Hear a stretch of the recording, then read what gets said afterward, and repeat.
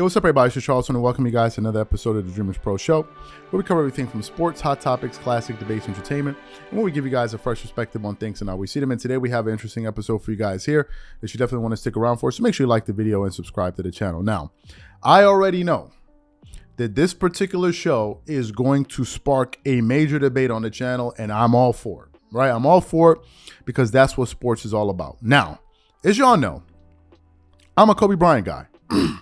Never hit my feelings about it. I've always said that Kobe Bryant's my favorite player.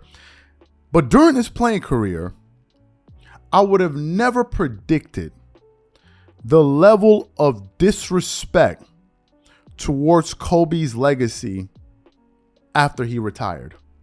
I would have never seen it coming. Never, never, never, never. It's almost like as if it's a concerted effort. It almost seems like as if there's a concerted effort out there to diminish and just flat out silence Kobe Bryant's legacy. But after seeing the new Netflix trailer, the new Netflix documentary that's coming out with the 2008 Redeem Team, after seeing that trailer this morning, I feel more energized than ever to defend Kobe Bryant's legacies. Here's the fact of the matter.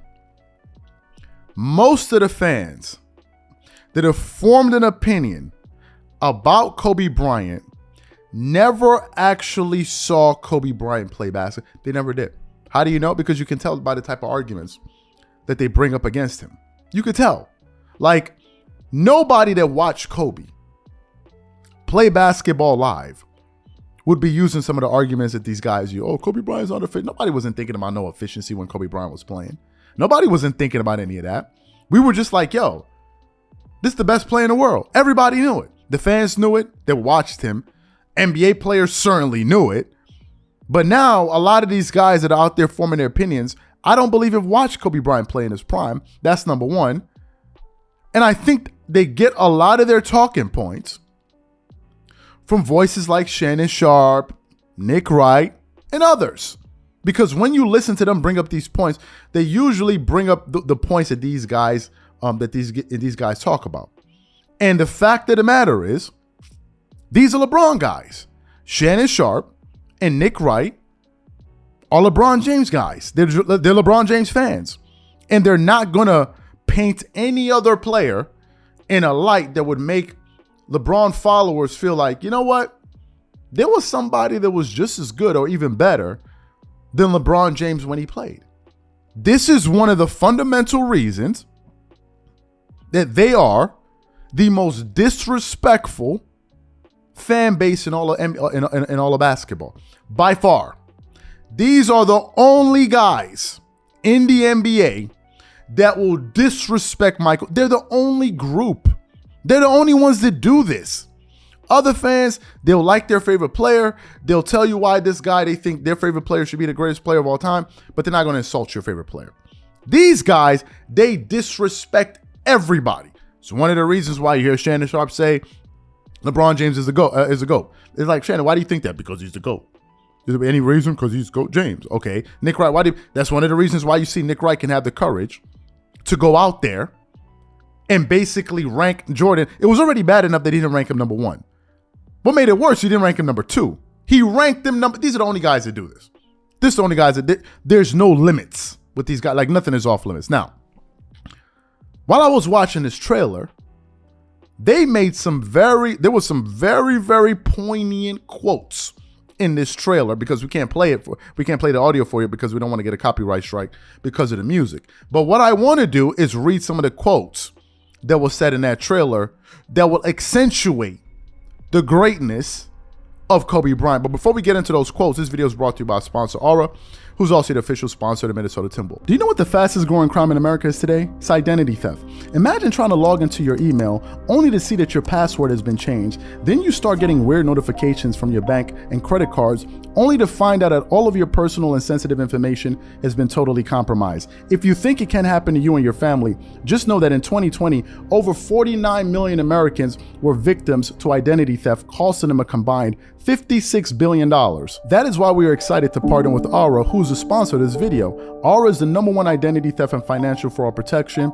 Aura monitors the dark web and alerts you if any of your passwords and accounts have been breached. And funny enough, after using Aura, I discovered some of my credentials were floating around in the dark web, and the app showed me exactly when and where the breach happened. In addition, Aura allows you to set spending alerts, and they'll notify you of any suspicious transactions. Aura is 4 times faster than any of its competitors in alerting you if someone is trying to open a credit card or obtain a loan using your name. And remember this, every 14 seconds someone becomes a victim of identity fraud.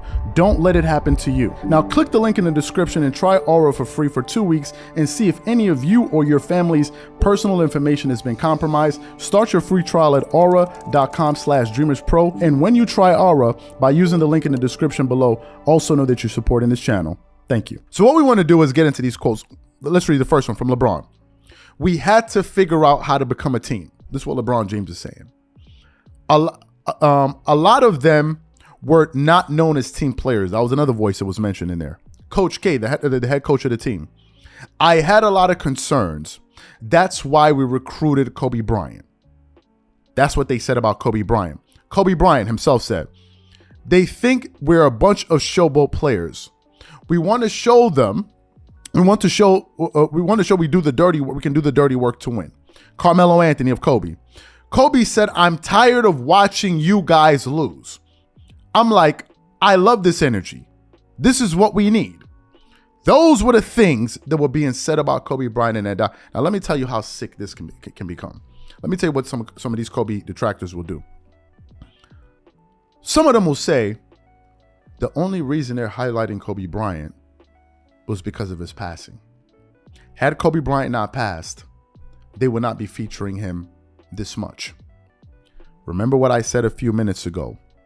They will stop at nothing, at absolutely nothing to defend their man.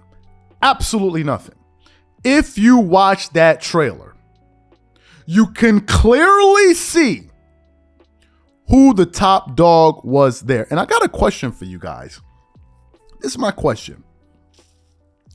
If Kobe Bryant was known as a selfish ball hog that didn't make anybody better, why did they recruit Kobe?